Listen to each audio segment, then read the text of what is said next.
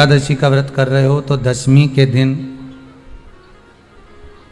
शाम का समय जब आवे, रात्रि जब होने लगे, शाम का समय आवे और रात्रि का आप जब भोजन ग्रहण करो तो उस भोजन में कोई ऐसा पदार्थ ग्रहण मत करिए जिस पदार्थ के कारण आपकी एकादशी बिगड़ जाए।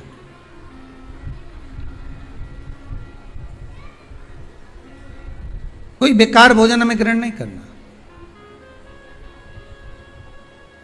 श्रेष्ठ भोजन ग्रहण करिए दशमी के दिन। और एकादशी का दूसरा नियम बहुत ध्यान से सुनिएगा। जिस दिन आपकी एकादशी का व्रत हो उस दिन प्रयास करिएगा कि अपने हाथ से किसी भी वृक्ष की कोई पत्ती टूटे ना। अपने हाथ से किसी भी वृक्ष की, पौधे की, किसी भी वृक्ष की पत्ती अपने हाथ से ना टूटे। बहुत ध्यान दीजिएगा महाराज। एकादशी का ये दूसरा नियम है कि अपने हाथ से किसी पौधे की, किसी वृक्ष की, किसी डाली की कोई पत्ती टूटे ना, कोई पत्ती ना टूटे, इसका प्रयास करिए।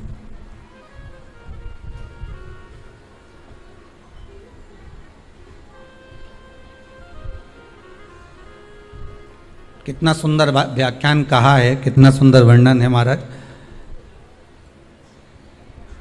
कि मात्र एकादशी का व्रत कर लेने पर, मात्र एकादशी का व्रत कर लेने पर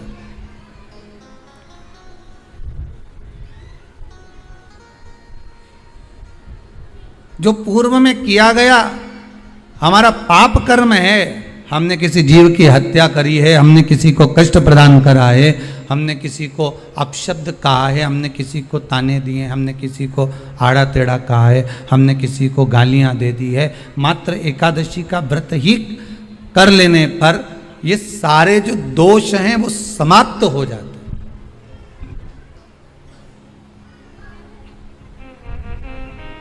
सारे दोष हमारे समाप्ति पर आ जाते हैं।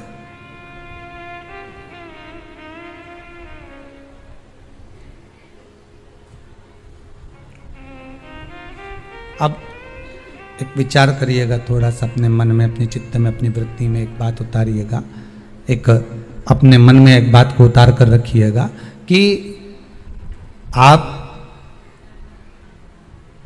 अपने पाप को, अपने पाप कर्म को जिस दिन क्षीण करने वाले हो, समाप्त करने वाले हो, अपने पाप को आप जिस दिन समाप्ति पर लेकर जा रहे हो तो उसके एक दिन पहले आपको प्रसन्नता होना चाहिए कि नहीं होना चाहिए कि कल मेरा पाप कटने वाला है, कल मेरा पाप समाप्त होने वाला है।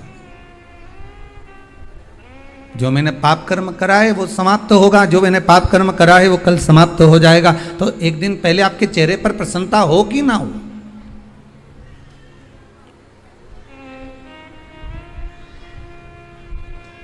और चेहरे पर वो प्रसन्नता आपके आना चाहिए कि कल मेरा एकादशी का व्रत है, आज दशमी है, कल एकादशी का व्रत है, तो कल मेरी जब एकादशी का व्रत रहेगा तो मेरा ना जाने कितना कितना पाप, कितना असत्य, कितना झूठ, कितना प्रपंच वो समाप्त हो जाएगा। इसमें मुझे प्रसन्नता हो, इसमें मुझे आनंदता हो।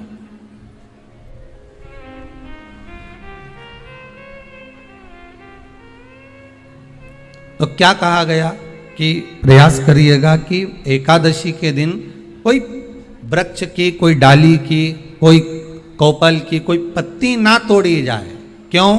तो कहा अगर उस पत्ती को हम तोड़ देते हैं, वृक्ष की पत्ती को या क्यारे में लगी हुई कोई डाली की पत्ती को हम तोड़ देते हैं तो एकादशी का पुण्य फल प्राप्त नहीं होता, एकादशी का कोई फल हमारे खाते में नहीं जाता, पुण्य फल प्राप्त। अब फिर भले तुम चाहे तुमने मोरधन खाया हो, चाहे तुमने फिर चिप्स खाई हो, चाहे तुमने फिर व्रत का कितना ही सामान खा गए हो और तुमने सोचा कि आज मेरी एकादशी है, तो फिर उसका कोई फल प्राप्त नहीं है, उसका कोई सुख प्राप्त नहीं है आपको, फिर उसका कोई आनंद प्राप्त नहीं है आपको, तो उसमें कोई आनंद की अनुभूति आपको नहीं मिल रही है।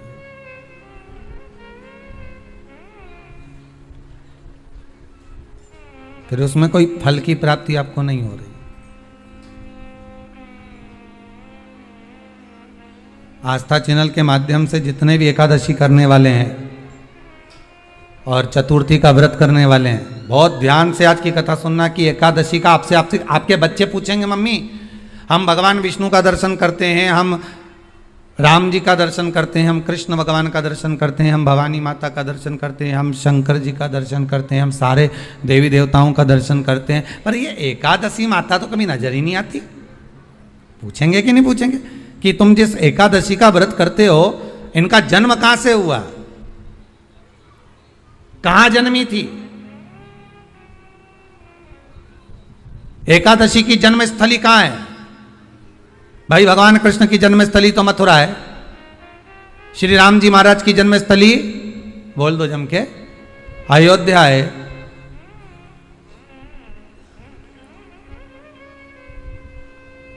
कोई आपसे पूछ ले कि एकादशी की जन्मस्थली कहां है, तो आधे लोग तो बाल खुजाने में लग जाएंगे कि एकादशी आखिर पैदा कहां हुई थी, जन्म कहां लिया था, इसका जन्म हुआ कहां था, कहां जन्मी थी ये?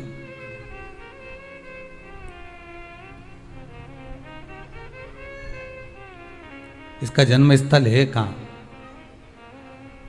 और अगर मान लो जन्म स्थल एकादशी का है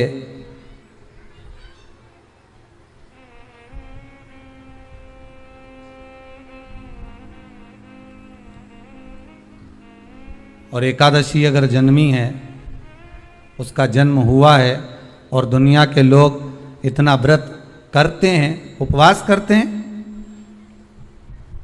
तो फिर इसका जन्म स्थल कहां होगा? तो कहा इसका जो जन्म स्थल है वो बद्रीनाथ। कहां पर है? बद्रीनाथ। और उस बद्री विशाल में भी एक गुफा जिसका नाम है हेमवती। क्या नाम है? हेमवती। उस गुफा में एकादशी का जन्म स्थल है। बद्री विशाल में हेमवती गुफा जो 12 योजन अंदर प्रवेश करने जितनी है, 12 योजन की गुफा के अंदर, हेमवती के अंदर एकादशी का प्रागट्य हुआ था, एकादशी का जन्म हुआ था।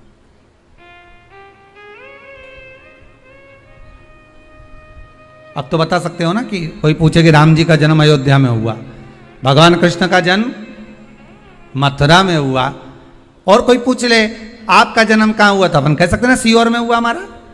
और आपसे कोई पूछे कहाँ हुए, तो कहीं इंदौर में हुए कि देवास में हुए कि भोपाल में हुए कि मुंबई में हुए कि पूना में हुए, आपका तो बता दोगे। पर बच्चे आपसे पूछ ले मम्मी तू इतनी एकादशी का व्रत करती है, एकादशी का तू व्रत करती है और सबको करा देती है कि वल्लभ कुल की एकादशी करो, भले बकरी जैसे चरो पर एकादशी करो, और सबको एकादशी कराया। तो कोई पूछ ले कि एकादशी का जन्म कहाँ हुआ था, तो आप कह सकते हो कि बद्री विशाल में, हेमावती में, बद्री विशाल के हेमवती गुफा के अंदर जो 12 योजन की गुफा है, उस गुफा में एकादशी का जन्म हुआ। कब हुआ?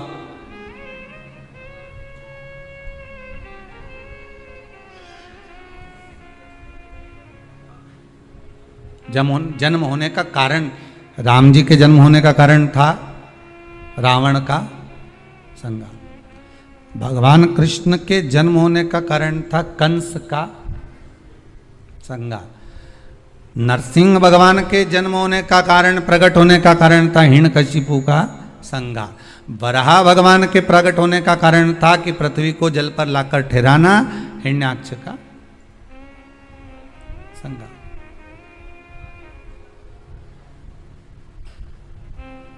तो फिर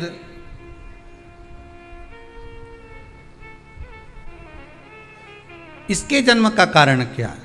तो कहा इसके जन्म का केवल एक कारण है। सतयुग में, अब एक और बात का बहुत ध्यान दीजिएगा महाराज, सतयुग एक बार नहीं हुआ कि तुम सोचो कि सतयुग के बाद में द्वापर, त्रेता आ गया, त्रेता के बाद द्वापर आ गया, द्वापर के बाद कलयुग। एक सतयुग नहीं है, एक त्रेता नहीं है, एक द्वापर नहीं है, ना जाने कितने कितने सतयुग निकल गए, ना जाने कितने कितने द्वापर, त्रेता, कलयुग, ना जाने कितने निकल गए।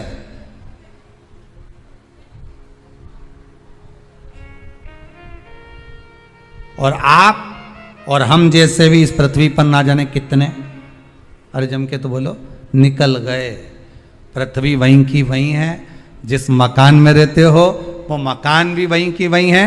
बस कभी कभी एकदम प्लाट हो जाता है, फिर उस पर वापस बन जाता है, फिर क्लीन, फिर बन गया, फिर क्लीन, फिर बन गया। ना जाने कितने कितने कितने कितने जन्म हम ले चुके हैं, और हमारे भी आगे का जन्म कितने जन्म होते रहेंगे। जमीन वहीं की वहीं रह जाएगी और अपन चले जाए, बस वो जगह वहीं रह गई। जो पहले परदादाजी की थी, दादाजी को मिल गई, दादाजी की थी, पिताजी को मिल गई, पिताजी की थी, उनके बेटे को मिल गई, उनके बेटे से उनको बेटों को मिल गई। मिलते मिलते मिलते मिलते कब वो जमीन भी बिक गई समय की अवस्था में, फिर दूसरे की हो गई, और हम सोच कर रह गए कि ये हमारा है, हम इसके लिए लड़ाई करें, झगड़ा करें। हम केवल इस जमीन के लिए, जरा सी प्रॉपर्टी के लिए अदालत में खड़े, अपना समय बर्बाद कर दिया, और जो पाना था वो छोड़ दिया।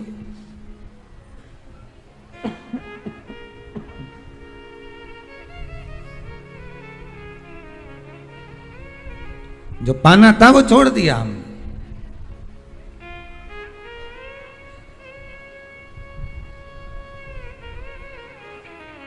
असली रजिस्ट्री तो ये शिव महापुराण की कथा है, जिसमें बैठकर आप 3 घंटा भगवान की भक्ति को जो धारण कर रहे हो, 3 घंटा जो भगवान की कथा को आप श्रवण कर रहे हो, 3 घंटा जो भगवान की भक्ति में आप डूबे हुए हो, 3 घंटा जो भगवत स्मरण में आप लगे हुए हो, बस यही असली रजिस्ट्री है, यही वहाँ काम आने वाली है। इसके सिवाय कुछ काम नहीं आएगा। धन दौलत माल खजाना सब पड़ा की पड़ा रह जाना, सब धरा की धरा।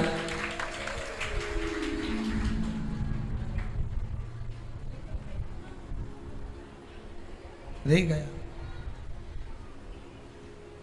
वो एक लाइन आप लोग स्मरण करते होंगे, सज धज के जिस दिन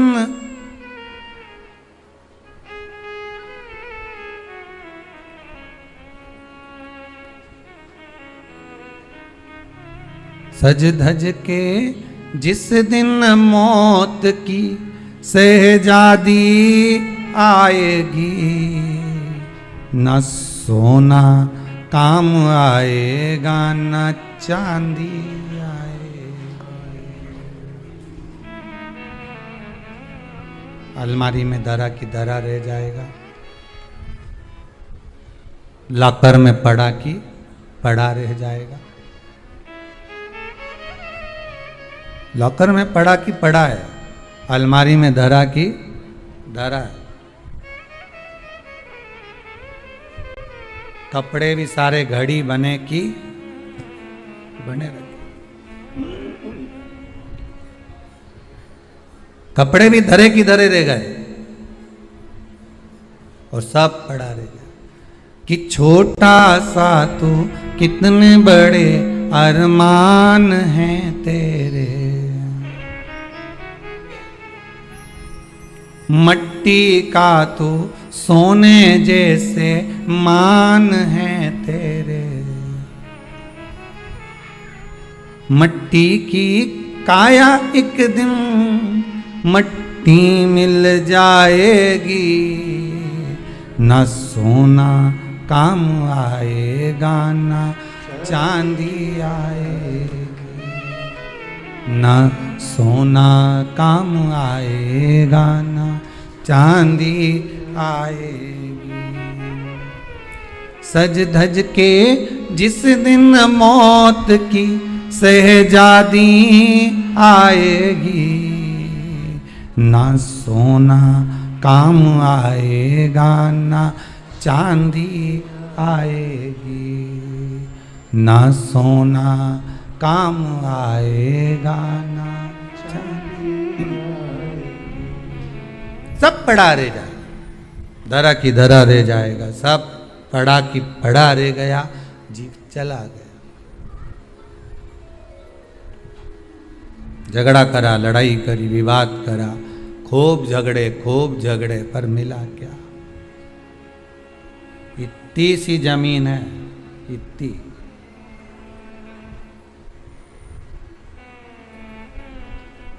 मिल भी गई, हो गया, मान लो तुमको मिल गई लड़ाई झगड़ा में। यहाँ तो शिव महापुराण की कथा कहती है कि माता पिता के आशीर्वाद से बड़ी दुनिया में कोई प्रॉपर्टी नहीं है। माता पिता के आशीर्वाद से बड़ी दुनिया में कोई दौलत नहीं है। कि जिस घर में माँ बाप की इज्जत नहीं होती, उस घर में देखना कभी बरकत नहीं होती। सही प्रॉपर्टी, सही जमीन, सही जायदाद, सही धन, सही दौलत, सही संपदा तो माता पिता का आशीर्वाद है।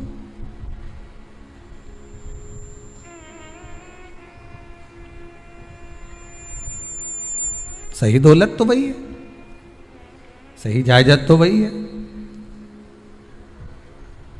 अब प्रयास करना है एकादशी के दिन कोई पत्ती ना टूटे। अगर आपको तुलसी के दल की भी जरूरत है तो आप दूसरे से कह सकते हो कि मुझे तुलसी का दल ला दे,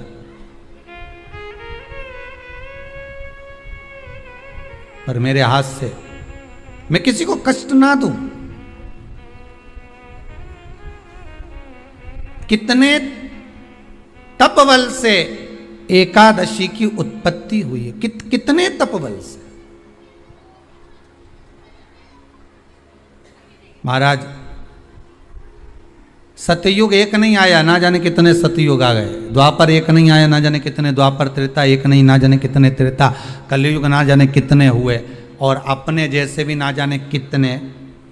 तो कभी कभी तुम अहंकार भी मत करना। अपने भीतर ये अभिमान नहीं आना चाहिए कि आपके बराबर कोई दान नहीं कर सकता। किसी के भीतर ये अहंकार ना आए कि हमारे बराबर कोई ये नहीं कर सकता, हमारे बराबर ये कोई बोल नहीं सकता, हमारे बराबर ये कोई होड़ नहीं कर सकता। नहीं नहीं, अहंकार को छोड़ दो।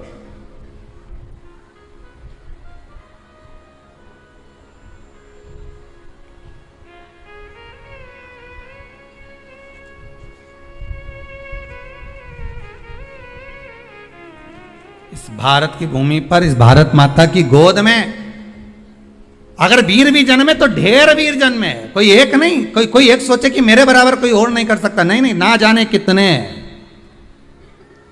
इस भारत माता की गोद में अगर दानी भी जन्मे तो ना जाने कितने। कोई ये ना सोचे कि मेरे बराबर कोई दान नहीं कर सकता। इस भारत माता की गोद में सुंदर भी जन्मे तो इतने। कोई ये ना कह सकता है कि मेरे बराबर कोई सुंदर नहीं है। और इस भारत माता की गोद में कलाकार भी जन्मे तो इतने। कोई ये नहीं कह सकता कि इसके बराबर कोई नहीं।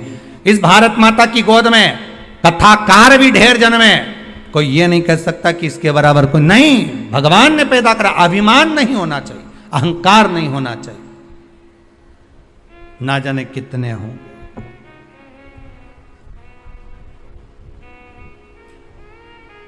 ना जाने कितने।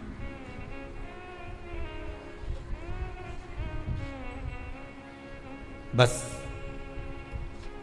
हो सकता है सतयुग, त्रेता, द्वापर, कलयुग भी जो अनेक हुए हैं तो हम भी अनेक होंगे। हम भी ना जाने कितने होंगे। सतयुग की कथा है।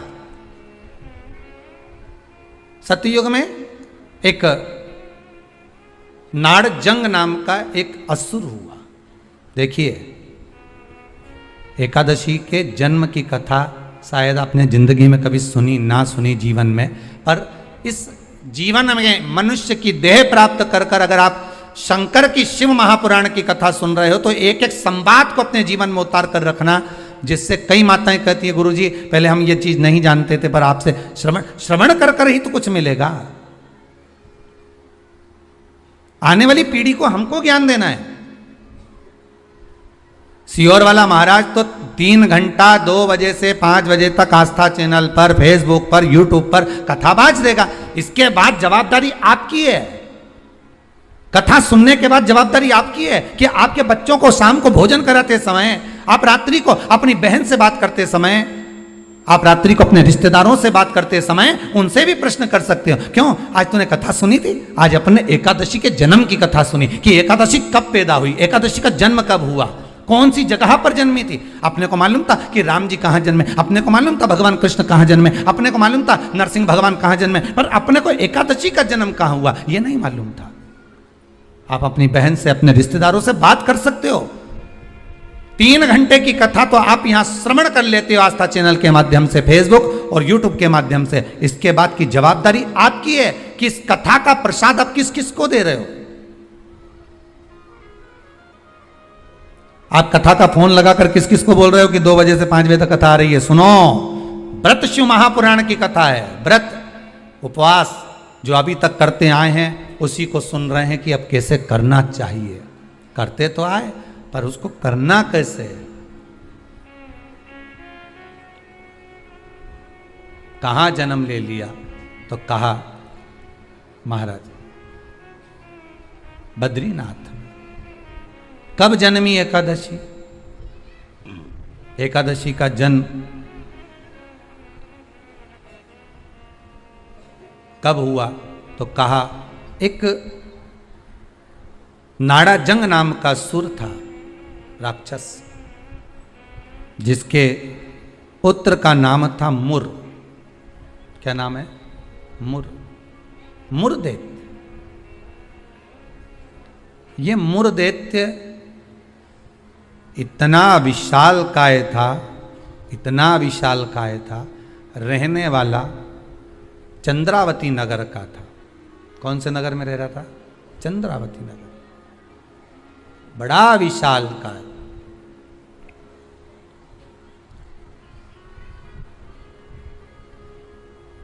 इसमें बल इतना था, इतना बल था कि एक दिन मुरदैत्य ने तप साधना कर कर, दान पुण्य कर कर, स्मरण कर कर सारा पुण्य अपने खाते में रख लिया। आपको कल कथा में कहा था, उद्यापन करना मतलब उतने व्रत का पुण्य अपने खाते में जमा कर लेना, फिर वो समाप्त नहीं हो सकता। उस पर सील ठप्पा लग गया मतलब ये प्रॉपर्टी तुम्हारी हो गई।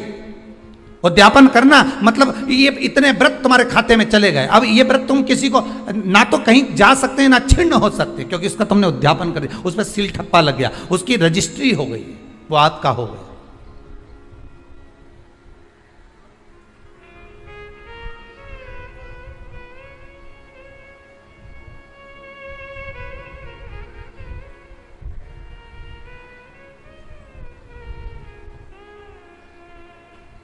अब मुरदैत्य बड़ा बड़ा उपद्री था, बड़ा उपद्री, इतना उपद्री, पर साथ में वो दान भी बहुत करता था, साथ में वो पुण्य भी बहुत करता था, सत्कर्म बहुत करता था। अब पर ये सब कुछ करने के साथ में वो पाप भी बहुत करता था।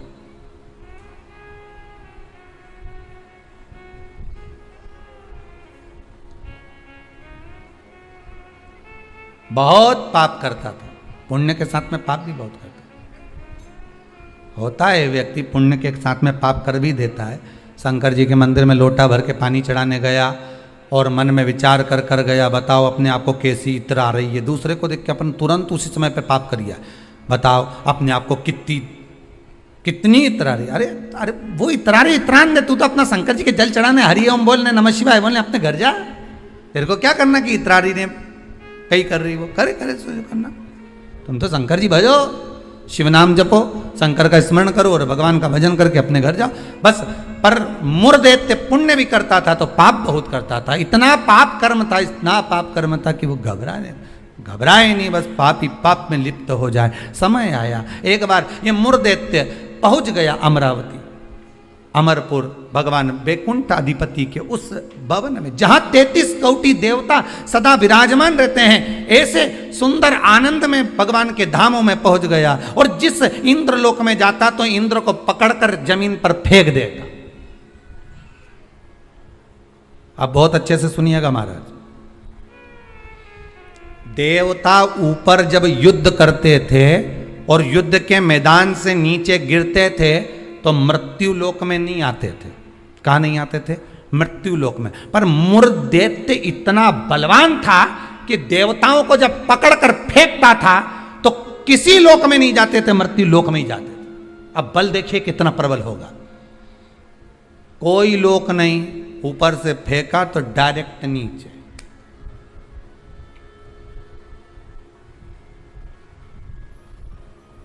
सीधे नीचे।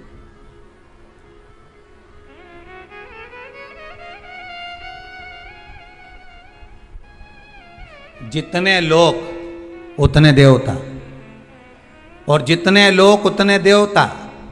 अब इसने सोचा इतने सारे देवताओं को अलग अलग गिराने कब तक जाऊंगा, तो इसने क्या करा, आज चढ़ गया सारे लोकों पर, और लोकों पे चढ़कर जो नृत्य करना प्रारंभ करा, जम जम के नाचना, तो सारे लोक हिलने लगे, और जितने उसमें 33 कोटि देवता रह रहे थे सब मृत्यु लोक में गिर गए। अब सारे लोक में किसका राज्य हो गया, जम के बोलिए जरा, उस मुर दैत्य का। सारे लोग खाली, मुर दैत्य का राज्य। सारे देवता इकट्ठे होकर शंकर भगवान के पास में गए, क्योंकि मृत्यु लोक में आ गए तो मृत्यु लोक में कहां जाएंगे। आपको पहले भी कथा में कहा, मृत्यु लोक में जन्म हुआ है आपका, आप पृथ्वी पर जन्मे हो। और मृत्यु लोक में जन्म लेने के बाद अगर आप मन में सोचो कि हम शंकर की आराधना क्यों कर रहे हैं, अरे मृत्यु लोक में जन्म लेने के बाद शंकर की आराधना ही मूल है, शिव की आराधना ही जरूरी है।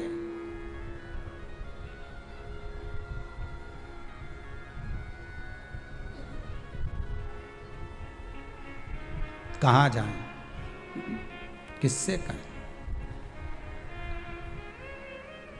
बैकुंठ लोक के अधिपति भगवान विष्णु, ब्रह्मलोक के अधिपति भगवान ब्रह्मा, इंद्र लोक के अधिपति इंद्र, यमलोक के अधिपति यम, मृत्यु लोक के अधिपति महादेव है, भगवान शिव है। और अगर आप मृत्यु लोक में रह रहे हो तो आपके जीवन में अगर दुख है, तकलीफ है, कष्ट है, रोग है, बीमारी है, तकलीफ में हो तो शंकर की शरण में जाइए। सारे 33 कोटि देवताओं का चरित्र एकादशी के जन्म की कथा कर रही है, पद्म पुराण की कथा कर रही है, स्कंद पुराण की कथा कर रही है, शंकर की पावन कथा कर रही है कि देवता जब मृत्यु लोक में आ गए और मृत्यु लोक में आने के बाद उनको जब कष्ट हुआ, किसी देवता के पास नहीं गए, सबसे पहले शंकर जी के पास गए, क्योंकि जो करीब में होता है उसी को पुकारा जाता है। एक बहू पूना में रह रही है और एक बहू तुम्हारे साथ में रह रही है, और तुम्हारा पेट दुखे या चक्कर आ रहे हैं तुमको, तो क्या पूना वाली को फोन लगा के बोलोगी बहुत चक्कर आ रहा है?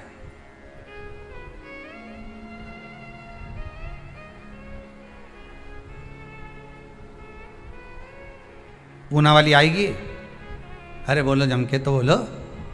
मुंबई वाली आएगी? भाई इंदौर वाली जो जहां रह रही है वो नहीं आएगी, और जो जिससे कहना था उससे तो कहा नहीं, जो पास में रह रही है जरा सी देर में आवाज लगा देती, दरवाजा भड़क देती, घंटी बजा देती, चिल्ला कर बोल देती, फोन कर देती, आवाज लगा देती और कह देती बेटा जल्दी आप बहू दौड़ कर आ, दौड़ कर आ, दौड़ कर आ।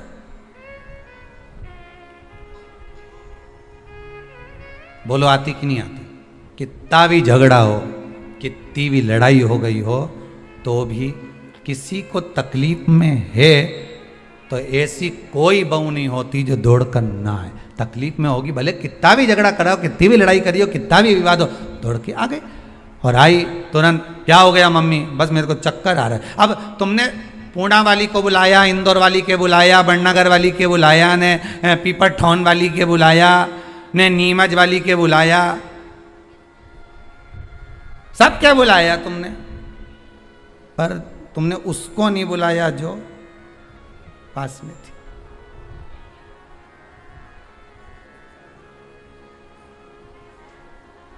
जो नजदीक में थी।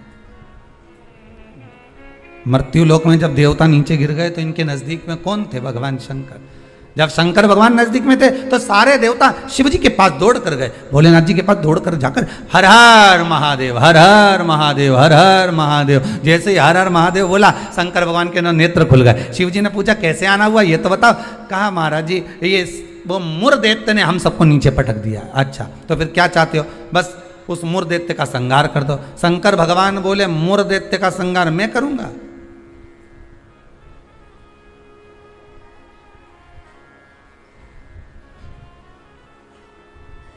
मैं नहीं कर सकता। क्यों? उसका संहार भगवान विष्णु करेंगे।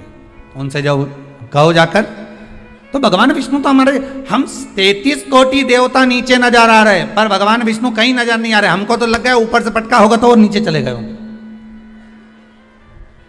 भगवान नहीं दिख रहे हमको, हमें नजर नहीं आ रहे, हम कहां ढूंढे उनको? ये हमारी दृष्टि है। हमारी दृष्टि से भगवान को हम देखने का प्रयास करेंगे ना, भगवान नहीं मिल सकता। भगवान को पाने के लिए भीतर की दृष्टि चाहिए, आत्मा की दृष्टि, मन की दृष्टि चाहिए। हमारी दृष्टि पे तो चश्मा लगा होता है, ब्लैक कलर का लगा है तो ब्लैक दिखेगा, नीला लगा है तो नीला, पीला लगा है तो पीला, हरा लगा है तो हरा। उसी तरह हमारी दृष्टि पे चश्मा लगा है, कामी होगा तो कामी दिखेगा, लोभी होगा तो लोभी दिखेगा। चोर को चोर नजर आता है, साहूकार को साहूकार नजर आता है, बेईमान को बेईमान नजर आता है, ईमानदार को ईमानदार नजर आता है, धर्मात्मा को धर्मात्मा नजर आता है, पुण्यात्मा को पुण्यात्मा नजर आता है, साहूकार को साहूकार दिखेगा, ईमानदार को ईमानदार दिखेगा, ढोंगी को ढोंगी नजर आएगा, पापी को पापी नजर आएगा, कपटी को कपटी नजर आएगा। आप जैसा चश्मा लगाए होगे, सामने वाला व्यक्ति वैसा नजर आएगा। आप अपनी आंखों का इलाज अच्छा करवाओ, सामने वाला व्यक्ति अपने आप ही अच्छा नजर आने लगेगा, अपने आप। हमारी सास तो हमेशा हमारा बुरा ही सोचती है। सास बुरा नहीं सोचती, चश्मा गड़बड़ हो गया, समझ गए? अरे बोलो तो, समझ गए ना? चश्मा गड़बड़ हो गया मतलब दृष्टि गड़बड़ हो गई। हमने देखा हमारी सास हमारा बुरा सोचती है, मतलब बुरे हम हैं, हम सोच रहे हैं बुरे। अगर अच्छा सोचते तो कह देते हाँ है तो सास ना, इन्होंने मेरे पति को जन्म दिया है, और मेरे पति को जन्म दिया। जब पति इतना प्रेम से मेरे से व्यवहार करे तो सास क्यों व्यवहार खराब करेगी? अरे बोलो तो, करेगी। जब पति तेरे लिए जेब में भर के गजक लाए, कुरकुरा लिया है, चिप्स लिया है, तब तूने एक बार भी नहीं किया कि बताओ मेरा क्या जो, तो कहे पति अच्छा है पर सास बुरी। नहीं नहीं, दृष्टि हमारी बुरी है, उसमें हमें सामने वाला व्यक्ति गलत नजर आ रहा है। हम अच्छा देखना प्रारंभ कर देंगे ना तो हमको अच्छा मिलने लगेगा। बुरा जो देखन में चला और बुरा न मिलया कोई, कौन मिला फिर बुरा? ये मन।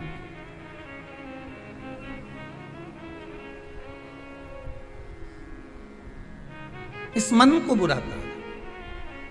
मैं नहीं मार सकता मुर्देत्य को, भगवान विष्णु मारेंगे। भगवान विष्णु कहाँ मिलेंगे? क्षीर सागर में शयन कर रहे हैं, जाइए। सारे देवता पहुंच गए क्षीर सागर, प्रभु कृपा करिए। भगवान विष्णु ने पूछा क्या हुआ? वो मुर्देत्य ने आक्रमण कर रखा है, सांप को उठा उठा के पटक दिया, एक भी नहीं बचा, सारे लोग खाली पड़े। अच्छा फिर मां कौन बैठा है? तो क्या मुर्देत्य बैठा अकेला? हाँ,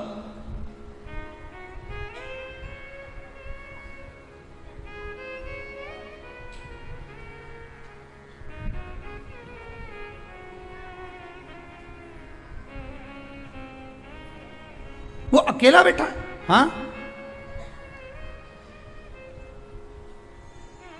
भगवान विष्णु बोले आप चिंता मत करो, चलो चलो हमारे साथ। चंद्रावती नगर पर सारे 33 कोटि देवता आक्रमण कर दो। शंकर भगवान तो मुस्कुराने लगे। एक मुर्दैत्य के लिए 33 कोटि देवता अपना अपना लोक छोड़कर आ रहे हैं युद्ध करने के लिए। विचार करिएगा जरा। एक व्यक्ति की हस्ती मिटाने में, एक व्यक्ति की हस्ती मिटाने में ना जाने कितने लग जाते हैं नीचे गिराने में, ना जाने कितने।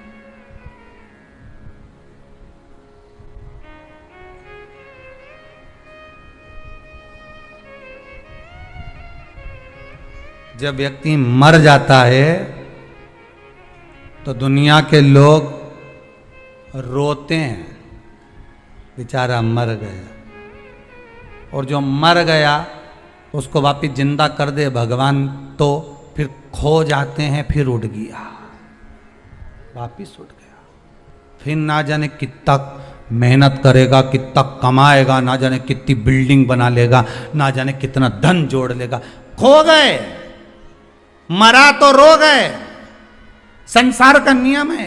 एक व्यक्ति की मूर्धदैत्य की मात्र हस्ती को मिटाने के लिए सारे आ गए, पर 33 कोटि देवता 15 मिनट नहीं लगे मूर्धदैत्य को। 15 मिनट में मूर्धदैत्य ने सारे देवताओं को हिला दिया, भाग गए।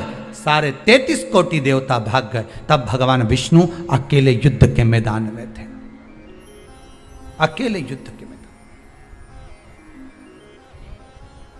और अकेले भगवान विष्णु जब युद्ध के मैदान में युद्ध प्रारंभ करा, भगवान ने उठाया सुदर्शन चक्र और भगवान ने उठाकर सुदर्शन चक्र को फेंका। मूर्धदैत्य के जितने जितने असुर थे, जितने राक्षस थे, सबका संहार करने के लिए फेंका। फेंक तो दिया, सारे जितने असुर थे वो मर भी गए, पर मूर्धदैत्य इतना प्रबल था कि उसने एक फूंक मारी, सबको जीवित कर दिया। भगवान विष्णु आश्चर्य में पड़ गए, गजब गजब। ये एकादशी के जन्म की कथा है।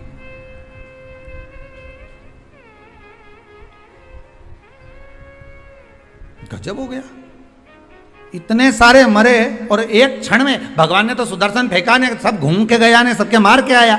उनके तो 1 घंटा, आधा घंटा, 15 मिनट, 10 मिनट, 5 मिनट लगे होंगे। इसने तो एक फूंक मारी, जो यहां से चालू करा, हैप्पी बर्थडे टू यू, एक फूंक में ही सब निपटा दिया। ले, सब जाग गया, सब। जैसे वो 11 साल होए तो लोग 11 मोमबत्ती जला। हमारे यहाँ तो कहीं नियम नहीं है, हिंदू धर्म के शास्त्र के अनुसार ये नियम नहीं है कि मोमबत्ती को बुझाओ कि दिया बुझाओ। हमारे यहाँ तो जन्मदिन मनाओ तो दिया जलाओ।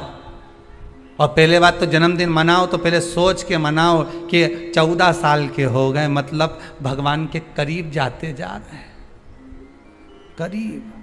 35 साल के हो गए, मतलब 36वें में लग गए, उसकी ओर करीब पहुंच गए। जैसे जैसे उम्र बढ़ती जा रही, तुम तो केक काट रहे हो, ऊपर तो नगाड़े बज रहे हैं, भेरू आने वाला है, ऊपर नगाड़े बज रहे हैं।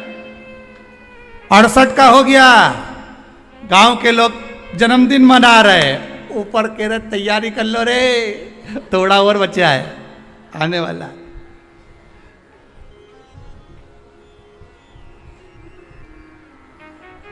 कई लोग पूछते हैं तो गुरुजी क्या हम जन्मदिन नहीं मनाए? हमने कहा मनाओ। तो आप तो ऐसा बोलते हो। हमने कहा जन्मदिन मनाना मतलब हम तो समझ जाते हैं कि ये जन्मदिन इसलिए मना रहे हो क्योंकि तुम्हें खुशी है भगवान के पास जाने की, इसलिए मना रहे हो कि अब हम भगवान की ओर करीब हो गए, हम और करीब हो गए, हम और करीब हो गए। अरे जन्मदिन आता जाए तो विचार करते जाओ कितने साल निकल गए। ना राम नाम लीनो ओ तूने भरी जवानी में, तो डूब के मर जा रे चुल्लू भर पानी में। अरे काय जन्मदिन मनाओ तो विचार करिए कि हमारा जन्मदिन हम क्यों मना रहे हैं, किस लिए मना रहे हैं, कहाँ जा रहा है, हमारा समय निकले चले जा रहा है। ना राम गाए, ना कृष्ण गाए, ना शंकर का स्मरण करा, यूं ही गवा दिया। और बच्चा कुचा था तो जन्मदिन आदि रात को मेन रोड पे गाड़ी को खड़ा करके बोनट पे केक रख के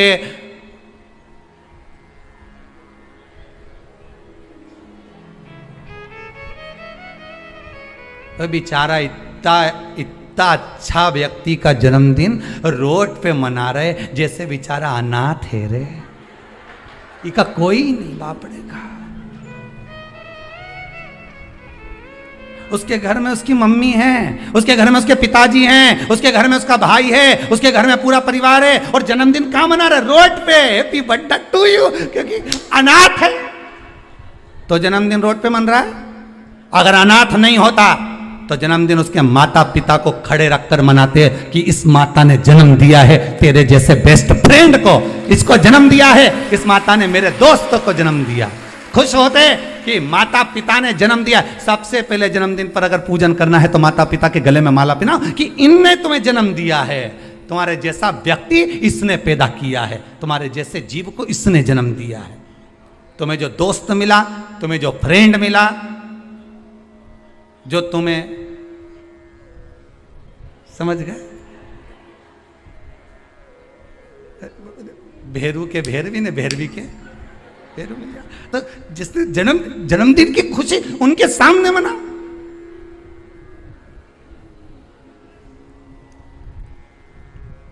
चले गए रोड पे, गाड़ी खड़ी कर ली, केक काट लिया, आधी रात को बम फटाका फोड़ लिया, बस। क्या मतलब? वो अनाथ नहीं है, वो अनाथ नहीं है। उसके सिर पर उसके माता पिता का हाथ।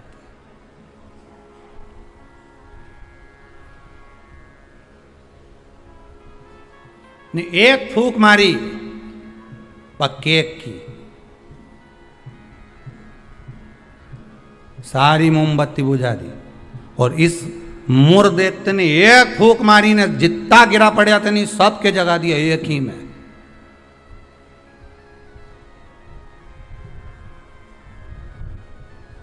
मेरे को तो लगे वो कहीं कहीं का बाबा जोगी और नहीं हो, नहीं जिसके यहाँ झाड़ा लगवाने लोग जाए, एक फूंक मार दो उठी क्या। तो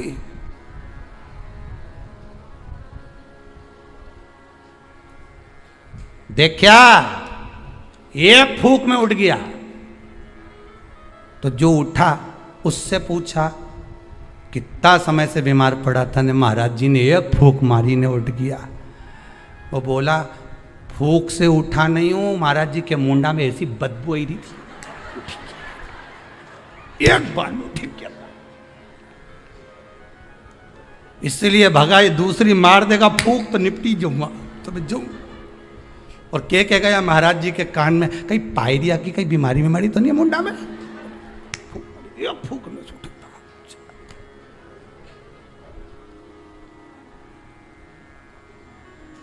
अब अभी महाराज जी ने उसको मारी थी, अब महाराज जी खुद के मार के देखो।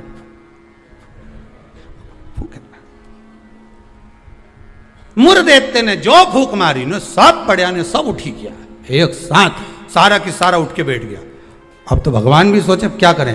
भगवान ने सुदर्शन को वापस लिया, गदा का प्रहार करा। गदा युद्ध हजारों वर्ष तक चला मुर्देत्य के साथ, 1000 वर्ष तक गदा युद्ध चला है भगवान विष्णु का। गदा युद्ध में जब भगवान विष्णु हार गए तब मल्लाह युद्ध प्रारंभ हुआ। कहते हैं हजारों वर्ष निकल गए, 10, 20, 25, 50,000 वर्ष केवल मल्लाह युद्ध में निकल गए भगवान विष्णु के, तो भी नहीं हारा। आखिरी में भगवान विष्णु की हापड़ी थोड़ी ऊंची, भगवान विष्णु को लगा कि ये हार नहीं रहा। भगवान विष्णु थक गए क्योंकि ये मुर्देत्य तो पत्थर जैसा था और मेरे नारायण कमल जैसे कोमल थे। भगवान एक जगह जाकर बैठे। लक्ष्मी जी ने, पद्मावती जी ने, माता लक्ष्मी ने जाकर पूछा नाथ हुआ क्या है? भगवान कह रहे हैं मैं थक चुका हूं, हजारों वर्ष से युद्ध लड़ रहा हूं पर तू ये हारता नहीं है। तब लक्ष्मी मैं आता हूं तो रुक। लक्ष्मी जी को क्षीर सागर में रोका और भगवान नारायण दौड़ कर गए बद्री विशाल हेमवती गुफा में प्रवेश कर गए। 12 योजन की उस गुफा में मेरे भगवान प्रवेश कर गए। जाकर मेरे नारायण सो गए क्योंकि इतने थक चुके थे।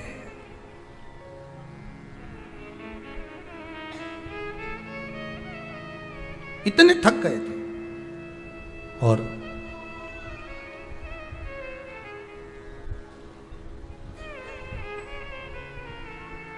इतने थक गए भगवान, इतने थक गए, सो गए। मुर्देत्य भगवान के पीछे पीछे दौड़ कर आया कि आखिर ये जा कहां रहे हैं, ये जा कहां रहे हैं। मुर्देत्य ने विचार करा आज भगवान भाग कर कहां जा रहे हैं मुझसे। केवल वो काल्यावन को देखकर भगवान युद्ध का मैदान छोड़कर नहीं भागे थे, यहाँ मुर्देत्य को देखकर भी भगवान युद्ध का मैदान छोड़कर भागे थे। भगवान का नाम था रणछोड़ राय। कहाँ जा रहे हैं, किस जगह जा रहे हैं, जा रहे चले।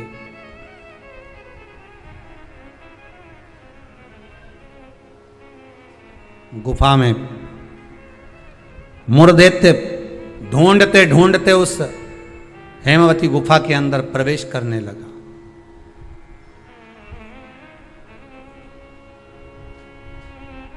वहां पर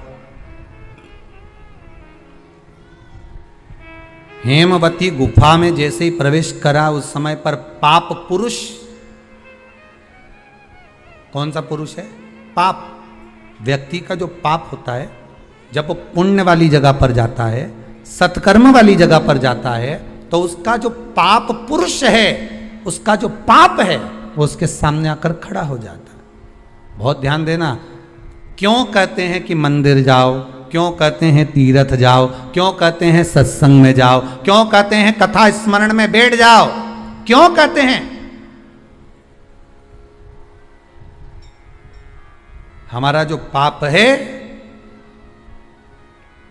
वो हमसे, जैसे ही हम तीर्थ गए, जैसे ही हम भजन में गए, जैसे ही हम कथा में गए, जैसे ही हम कीर्तन में गए, जैसे ही हम स्मरण में गए, जैसे ही भगवान की भक्ति में हम पहुंचे, हमारा पाप जो हमारे सम्मुख में था, हमारे साथ में था, वो पाप हमसे दूर हो जाता है। और मूढ़ दैत्य के सामने वही पाप पुरुष आकर खड़ा हो गया। अंदर प्रवेश कर रहे थे मूढ़ दैत्य, पाप पुरुष ने रोक दिया। कहां जा रहे हो तुम? तुम्हें मालूम नहीं तुम कहां प्रवेश कर रहे हो? तुम्हें ज्ञात नहीं है क्या? ज्ञात है। मैं भगवान विष्णु को ढूंढने जा रहा हूं, उनके साथ मेरा युद्ध हो रहा था। अच्छा, मैं भगवान विष्णु को ढूंढने जा रहा हूं क्योंकि उनके साथ मेरा युद्ध हो रहा था। पाप पुरुष ने रोक दिया, अंदर नहीं जा सकते क्योंकि अंदर पुण्य है, आप रुको वहीं पर। रोक दिया। जब मूढ़ दैत्य ने पाप पुरुष को हटाया और अंदर प्रवेश करने लगा, 11 दिन तक, एकादशी दिन तक, 11 दिन तक पाप पुरुष और मूढ़ दैत्य दोनों की बात संवाद हुई है। पाप सामने है, मूढ़ दैत्य प्रवेश कर रहा है, बीच में पाप अड़ा पड़ा है। और वहीं बस उस 11 दिन में क्या हुआ कि 11 दिन में भगवान विष्णु के शरीर से एक स्त्री ने जन्म ले लिया। एक कन्या ने, एक स्त्री ने, एक नारी प्रकट हो गई। नारी प्रकट है। मार्गशीर्ष मास कृष्ण पक्ष एकादशी के जन्मदिन की तारीख बता रहा है। जैसे भादो कृष्ण अष्टमी, किसका जन्म है? भगवान कृष्ण का। चैत्र की नवमी, बोलते जाओ, राम जी का। कोई आपसे पूछे कि एकादशी का जन्म कब हुआ था? मार्गशीर्ष मास की सुंदर कृष्ण पक्ष की एकादशी के दिन, जब 11वां दिन था भगवान को सोते हुए, तब भगवान के शरीर से एक कन्या ने, एक स्त्री ने जन्म लिया। 11वें दिन जन्मी, इसलिए भगवान आगे इसका नामकरण संस्कार करेंगे, उसका नाम एकादशी रखेंगे।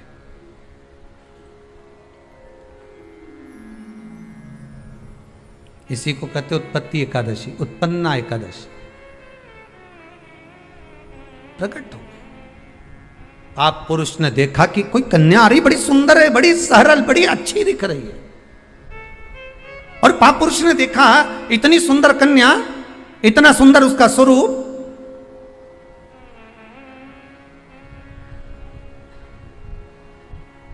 कईयों के मन में बड़ा प्रश्न होता है महाराज जी, कई माताएं बहुत प्रश्न करती हैं, कहती हैं गुरुजी क्या एकादशी का व्रत केवल वेदव्य नारी करती है? क्या एकादशी का व्रत केवल संत करते हैं, साधु करते हैं? नहीं नहीं, एकादशी का व्रत तो जन्म लिया बच्चे से लेकर मृत्यु के घाट पर पड़ा हुआ व्यक्ति भी एकादशी का व्रत कर सकता है। अपनी एकादशी स्वयं करो, मरने के बाद दूसरे लोग एकादशी दें, उससे अच्छा है कि अपना अकाउंट में खुद जमा करते चलो। तो बुरे वक्त में थोड़ा बहुत कहीं ना कहीं अपने का यमदूत आ गया, यमराज आ गया और उसने कहा लाओ एकादशी दो। अब तुम तो इंतजार में बैठी कि अभी 12वां तो हम दो, तो क्या 12वां के कहीं करेगी? तो क्या 12वां के हमारा छोरा उन्हें एकादशी देगा? तुम खड़े रहो। अब वो 10 दिन तक तो इंतजार करा। गरुड़ पुराण में लिखा है, जीवात्मा के जब प्राण छूटते हैं, किसी के प्राण छूटे, प्राण छूटने के 10 दिन तक जीवात्मा घर की अटारी पर रहती है। अब 10 दिन के बाद तो जाएगी। अब तुम तो कह रही अभी रुक जाओ रे, अभी अभी कहाँ जा रहे हो, अभी एकादशी मेरे को मिलेगी, महाराज छोरा देगा, बहू देगी, बड़ी बहू देगी, छोरा देगा, पोता देगा, पोती देगी, नाती देगा, पंती देगा। और पंडित जी जब बैठे संकल्प दिलाया, बोलो तुम्हारे दादाजी के कितनी एकादशी दोगा, तो कि हमने 5 दी, कोई कि हम 14 दी, कोई कि हम 10 दी, कोई कि हम 3 दी, कोई कि हम 2 दे दिए। तो कहीं दादाजी कहीं भिखारी था? ये दादाजी की कथा नहीं, अपनी कथा। अपन क्या भिखारी है जो दूसरे की एकादशी लेकर जाएंगे?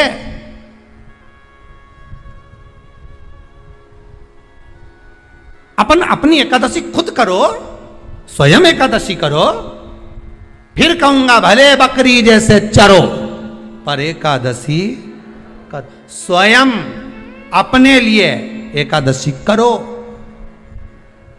जिस समय पर जाएं तो इंतजार नहीं करना पड़े कि रुक जाए, बार बार तो होने दे, अभी एकादशी पंडित जी संकल्प छुड़ाएगा ना जब मिले, नहीं नहीं हम तो अब भी ले के जाए, तो क्या ले चल, मैंने तो खूब करी, पूरा साल की एकादशी करी, तुझे क्या ही मालूम रहेगी हमारा, चल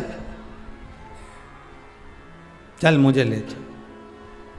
एकादशी की मृत्यु दीजे, द्वादशी को दाग, वृंदावन की लकड़ी दीजे, दीजे दोनों। ऐसी कृपा प्रभु। एक सुंदर जो स्त्री का जन्म हुआ, जो कन्या का जन्म हुआ, जो एक सुंदर स्त्री जो जन्मी है, भगवान विश्राम जो कर रहे हैं, सो रहे हैं,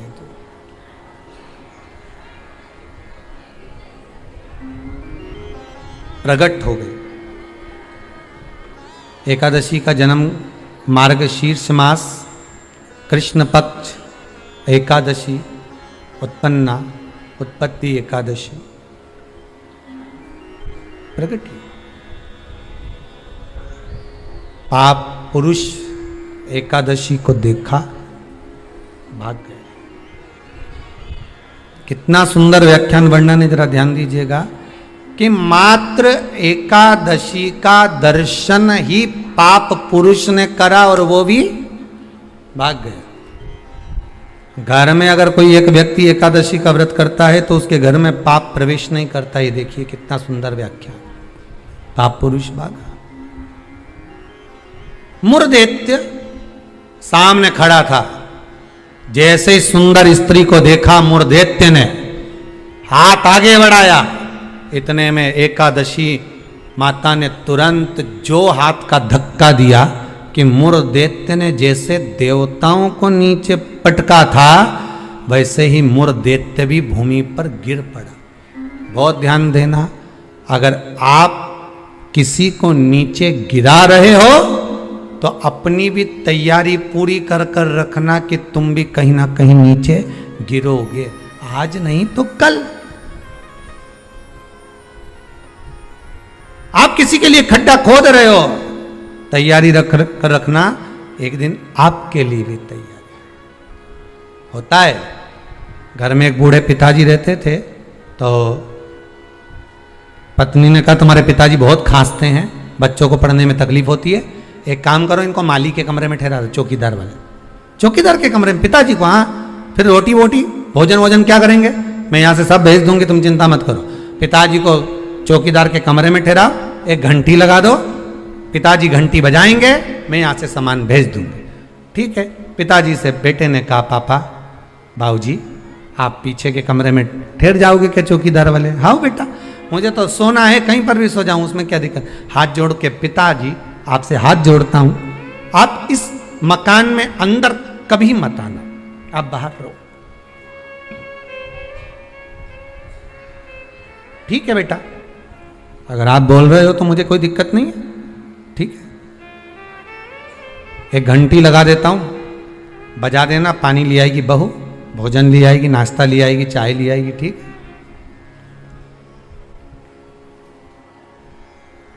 घंटी लगा दी, पिताजी घंटी बजाते, बहू सामान भेज देती। एक दिन पिताजी ने घंटी नहीं बजाई, बेटे ने कसम दी थी अंदर मत आना मकान। बेटा शाम को आया, पत्नी से पूछा क्यों, पिताजी को चाय भोजन नाश्ता वगैरह दिया? पिताजी ने घंटी नहीं बजाई, हो सकता उनके पास रखा होगा। बेटा शाम के समय पिता के कक्ष में जाकर देखता है पिता पलंग से जमीन पर पड़े हुए थे। पूछा, जल का छींटा दिया, बेहोशी में पिता थे, उठे, क्या हो गया पिताजी? पिताजी बोले, प्यास लगी। पानी नहीं पिया क्या आपने? भोजन नहीं किया? नहीं, मैंने खूब घंटी बजाई पर कोई सामान लेकर नहीं आया। बेटे ने घंटी बजाकर देखी तो घंटी नहीं बज रही थी। पिताजी घंटी तो बज नहीं रही है। पिताजी बोले, मुझे लगता है घंटी के तार को ऊंदरा ने कतर दिया होगा, चूहे ने कतर दिया होगा, इसलिए घंटी नहीं बज रही होगी। बहू का दोष नहीं है बेटा। बेटा बाप को पानी पिलाता, इतने में बाप चला गया, मर गया, प्राण छूट गए, अंतिम संस्कार हो गया। 10 दिन पूर्ण हो गए, सफाई होने लगी। घर में 2 बच्चे थे छोटे छोटे। जब माँ सफाई कर रही थी तो घर के दोनों बच्चे ने, एक ने तार को घड़ी बनाया, जेब में रखा, एक ने घंटी को अपनी जेब में रखा। माँ ने पूछ लिया, क्या कर रहे हो? बच्चे चिल्ला कर दौड़े, घंटी जेब में रख रहे हैं। क्यों? जैसे आपने दादाजी के लिए घंटी लगाई थी, आपकी बहू आपके लिए लगाएगी, उसकी तैयारी कर रहे हैं। ये उसकी तैयारी है। जैसा करोगे वैसा भरोगे। किसी के ऊपर उंगली उठाओगे, ये बाकी की उंगलियां आपकी साइड जाएगी, एक दिन आप पर भी उंगली उठाई जाएगी।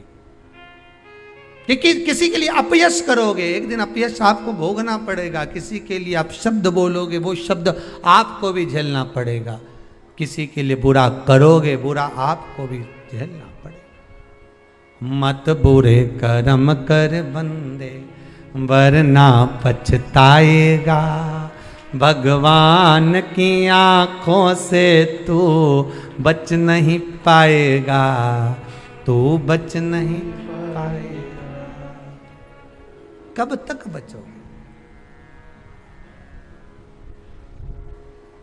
किसी कपटी के साथ कपट करोगे ना, चल जाएगा, पर किसी भोले के साथ, सीधे के साथ, जिसने आपके साथ पूर्ण विश्वास करा, उसके साथ अगर कपट कर गए तो जिंदगी नरक जैसी जाएगी, नरक से भी।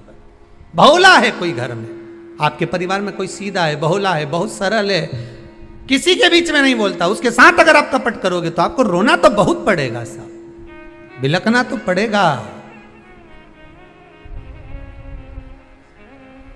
बहुत। अब एकादशी ने धक्का दिया, नीचे गिर गया। कहते हैं 1 वर्ष लग गया था उस मूर्दैत्य को उठने में, जो धक्का एकादशी ने मारा था। कई एकादशी ऐसी रे, एक धक्का जो मारे नहीं तो अच्छा निपटी जाए। पाप, कपट, छल, बेईमानी, प्रपंच, ये तो उठे ही नहीं दादा एकादशी के दिन। ये सब दुबक के बैठ जाए, आज एकादशी है, आपने बोलना ही नहीं। ऐसे हर एकादशी पे एकादशी आ जाए तो तुम काय बोले उससे?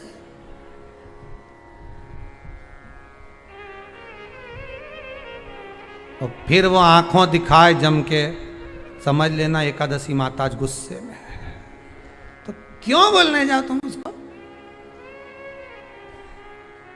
जो धक्का दिया उठा ही नहीं, उठा फिर आया झगड़ा करने के लिए। एकादशी ने जो पछाड़ा, कहते हैं सिर के इतने टुकड़े हो गए थे कि बीनना भी मुश्किल थे मूर्दैत्य के। प्राण छूट गए। पाप पुरुष सामने आकर खड़ा हो गया। फिर आया एकादशी ने तो केवल अपने केश का एक भाग हवा में उड़ाया, इतने में तो पाप पुरुष भागा, भगवान के पास जाकर उठाया। उठो उठो प्रभु, बहुत देर सो लिए, उठ जाओ जरा जल्दी उठ जाओ। भगवान बोले तू कौन है? मैं पाप पुरुष, पाप हूं मैं, तो तूने मुझे क्यों जगाया? ये एकादशी तो मुझे परेशान करके रखी है। घर घर में लोग एकादशी करे और मुझे प्रवेश नहीं करने दे। अब तुम बताओ क्या करूं? भगवान ने कहा चिंता मत कर, अन्न के अंदर जाकर बैठ जा, एकादशी के दिन जो अन्न खाएगा बस पाप पुरुष उसी में प्रवेश कर जाएगा। पाप पुरुष उसी में प्रवेश करेगा, तू अन्न के अंदर जाकर बैठ जा। ठीक है,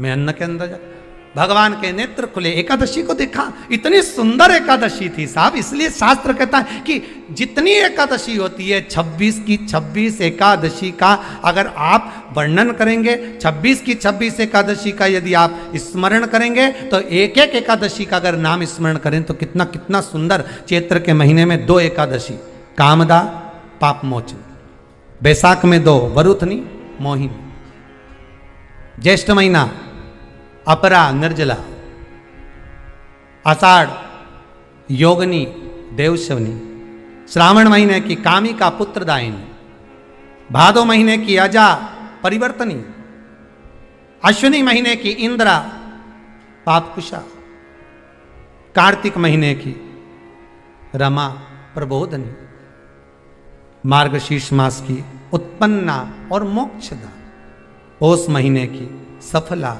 और पुत्रदा, माघ महीने की परतिला और जया, फागुन महीने की विजया और आमल की एकादशी, अधिक मास की पद्मनी और परमा। कितने सुंदर नाम है। अब इस नाम से पहचान करो, निर्जला, कितनी सुंदर नाम। अब नाम इतना सुंदर है तो एकादशी कितनी सुंदर होगी। अब एकादशी इतनी सुंदर होगी तो जिस दिन तुम व्रत करोगी एकादशी का तो तुम कितनी सुंदर होगी। मतलब भगवान कितने प्रेम से स्वीकारेगा कि इसका हृदय कितना सुंदर है। ऊपर की सुंदरता मत देखो साहब, व्रत करने से भीतर की सुंदरता। अब पहले कथा में कहा कि क्रीम की चमक 15 दिन रहती है, अच्छे कर्म की चमक जिंदगी भर रहती है। कर्म की चमक देखना है हमें, क्रीम की नहीं।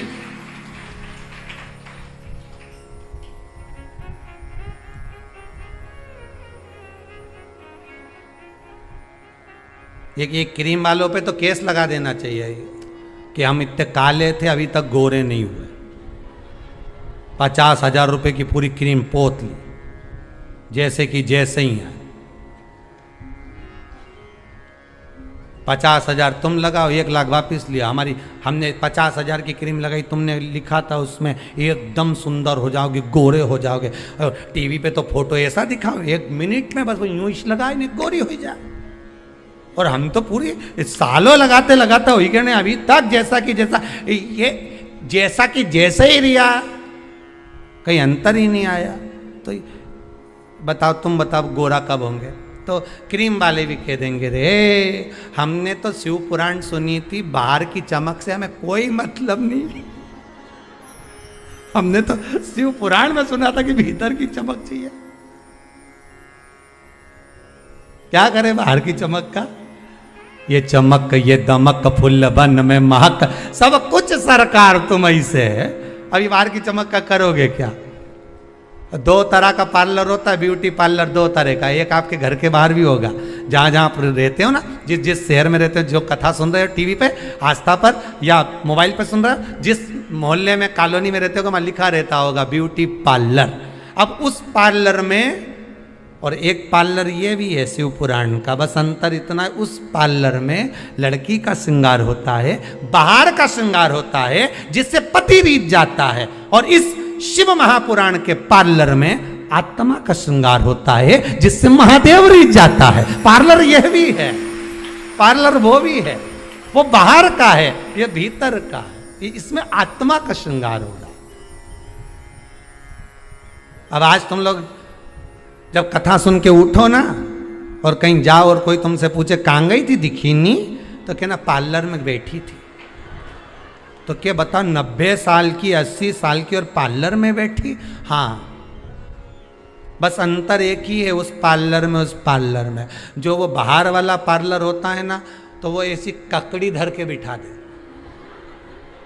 एक जैसी पोत के, और यहाँ कुछ नहीं धर के बिठाए। इस पार्लर में जो बैठे हो ना शिव महापुराण के, इसमें कुछ धरने की जरूरत नहीं है। यहाँ तो मन परमात्मा के चरणों में धर दो, बस इतना चाहिए। और भगवान जो श्रृंगार करेगा उसके आगे दुनिया का कोई श्रृंगार नहीं हो सकता। सब ठीक है, परमात्मा के श्रृंगार के आगे कोई श्रृंगार नहीं हो सकता। तेरी रचना इतनी सुंदर तो कितना सुंदर, जरा विचार करिए, कितना सुंदर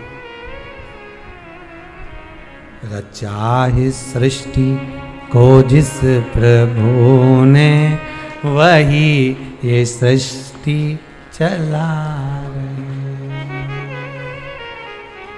जो वृक्ष हमने लगाया पहले, जो पेड़ हमने लगाया पहले, उसी का फल अब हम पा रहे हैं। रचा है सृष्टि को जिस प्रभु ने, वही ये सृष्टि चला रहे हैं। रचा है सृष्टि को जिस प्रभु ने, वही ये सृष्टि चला रहे हैं। जो पेड़ हमने लगाया पहले अच्छे कर्म का, उसी का फल अब जो बोया था वो अब आम का पेड़ बड़ा हो गया, तुम बढ़िया तोड़ तोड़ के खाओ, मना नहीं। और लगाया था तो खा रहे हो, है? और जिसने बमूल का लगाया तो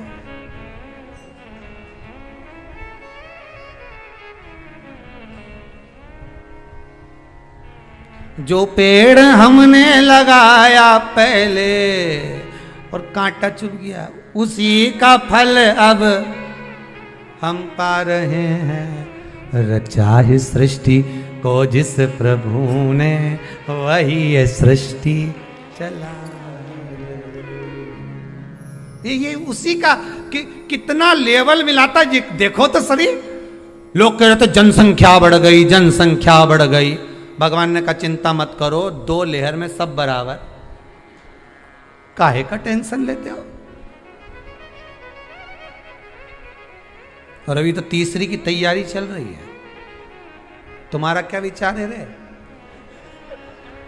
जितने कथा सुन रहे हो टीवी पर, विचार है आएगी? क्यों नहीं आएगी? क्योंकि शंकर जी की कथा लगातार चल रही है, नॉन स्टॉप, तो वो भी रुकी हुई है। भगवान भी इंतजार में बैठा है। वो उसके यहाँ का लेवल का मत देखो, वो तो कुछ भी कर सकता है। उसकी तो कंपनियां ऐसी जोरदार है, 2 मिनट में साफ, उसका कोई भरोसा नहीं दादा वो। और चिंता मत करना बिल्कुल भी, अगर कहीं तकलीफ आ भी जाए नहीं तो कह देना तो मुझे जाने नहीं है कहीं। शिव पुराण सुनी है पूरी 1 साल की, एक नहीं छोड़ी। महाराज बापड़ा बाज बाज के थकी गया, पर मेरा कान नहीं थकिया। पलंग पे सोच सोच एक नहीं छोड़ी हो। ए यमराज से कहते ना हमारे पल्ले तो पड़ना मत ही, बिल्कुल। बगल में रही नहीं बिमला भाई, वो एक दिन की नहीं सुनी, मारी बत्तल की उकेले जा, मारे छोड़ी जा। यमराज से भी कहते ना नीट जाऊं जा। कथा सुनी मैंने, कहा जाऊंगे?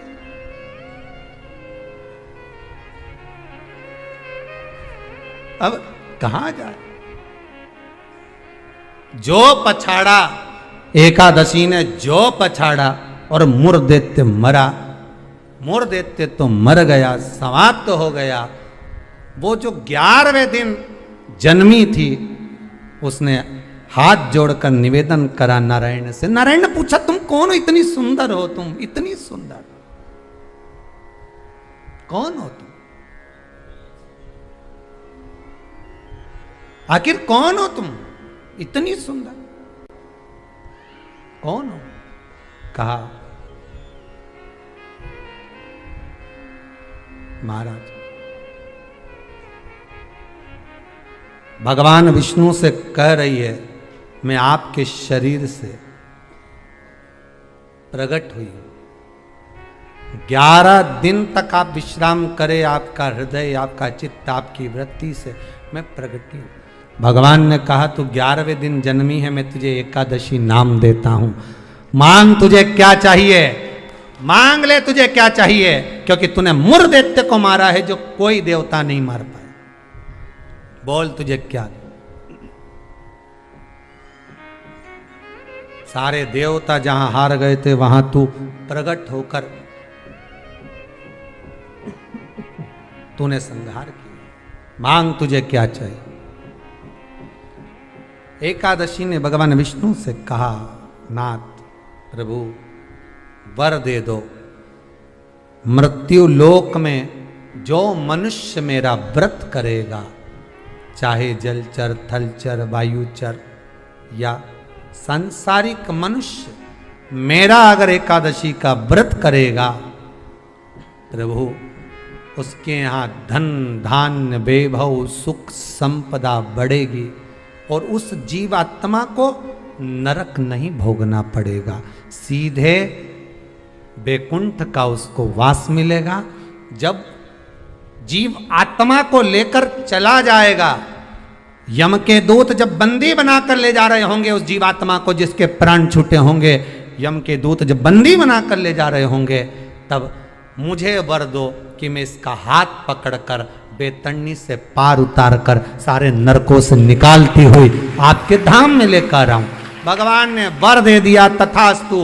हे एकादशी सुनो, मृत्यु लोक का मनुष्य अन्न का त्याग कर कर, क्योंकि अन्न में एकादशी के दिन पाप पुरुष रहता है, अन्न का त्याग कर कर एकादशी के दिन जो मनुष्य तुम्हारा व्रत धारण करेगा, उस व्रत को करेगा और उस व्रत को धारण करेगा, उसकी मनोकामना पूर्ण होकर वो मेरे ही धाम को जाएगा। ये तो हुआ एकादशी के जन्म की कथा। तो अब तुमसे कोई पूछे तो बता देना, एकादशी का जन्म कहाँ हुआ था, एकादशी का जन्म किस गुफा में हुआ था, एकादशी का जन्म कौन से महीने में हुआ था, एकादशी का जन्म कौन सी एकादशी को हुआ था, ये सब वर्णन आज की कथा में अपन ने श्रवण करा। एकादशी का बहुत सारा चरित्र रह गया है। एकादशी के 18 नियम है। कितने नियम है? 18। उसमें से 2 नियम बताए थे आपको पत्ती टूटने तक का। कितने रहेगा भैया? 16 नियम कल की कथा में लेंगे। चतुर्थी की कथा भी रह गई, वो भी कल की कथा में लेकर आगे प्रवेश करेंगे। आज की कथा को यहीं विराम की ओर लेते हैं। बड़े भाव से, आनंद से, बहुत सुंदर व्रत शिव महापुराण की कथा चल रही है। आपके जीवन को सार्थक करे। सबको प्रसाद के रूप में बांटो, घर घर फोन कर दो, सारे घरों में फोन लगा दो, मैसेज कर दो या कथा की लिंक भेज दो कि ये कथा आ रही है व्रत शिव महापुराण की, सुने बिगर मत रहना।